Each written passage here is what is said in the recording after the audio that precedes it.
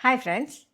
அ என்கிட்ட ஒருத்தர் வந்து பேசிக்கிட்டு இருக்கும்போது சொன்னாங்க, அவனுக்காக நான் நெறைய ஹெல்ப் பண்ணேன்.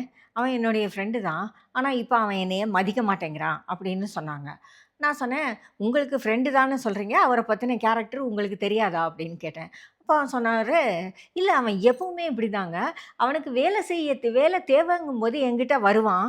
மற்ற நேரத்தில என்னைய விட்டு ஒதுங்கி போயிடுவான். என்ன பத்தி தப்பா கூட மத்தவங்க கிட்ட எல்லாம் பேசுவான். ஆனா உதவி தேவைன்னா முதல்ல என்னத்தான் தேடி வருவான்." அப்படின்னு சொன்னாங்க. அப்ப நான் கேட்டேன், "தப்பு யாருகிட்ட இருக்கு?"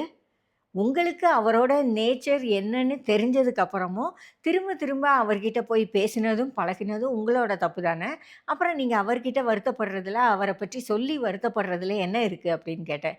லைஃப்ல நெறைய பேர் நம்மளையும் உபயோகிக்கிறவங்களா தான் இருப்பாங்க. நம்மள நேசிக்கிறவங்களா இருக்க மாட்டாங்க. அந்த மாதிரி ஆட்கள நாம நேசிக்க கூடாதுன்னோ, எட்டி இருக்கணும்னோ அவசியம் இல்ல. கண்டிப்பா அவங்கள நாம நேசிக்கணும். நம்மளால முடிஞ்ச உதவிகள அவங்களுக்கு நாம செய்யவும் செய்யலாம். அதே சமயம் நாம எச்சரிக்கையாகவும் இருக்கணும். எப்பவுமே யோசிச்சுக்கிட்டு இருக்கணும். இவங்க தன்னுடைய வேலை முடிஞ்சதும் நம்மள விட்டுட்டு போயிடுவாங்க. ஸோ இவங்க கிட்ட நாம ஒரு முழுமையான நட்பை, முழுமையான ஃப்ரெண்ட்ஷிப்பை எதிர்பார்க்க முடியாது. அப்படிங்கிறத நாம எப்பவும் புரிஞ்சுகிட்டு தான் இருக்கணும். அது கிடைக்காது அப்படின்னா கூட, நாம அவனுக்கு உதவி செய்வோம் அப்படின்னு நாம நம்மளுடைய மனச தயார் பண்ணிக்கணும்.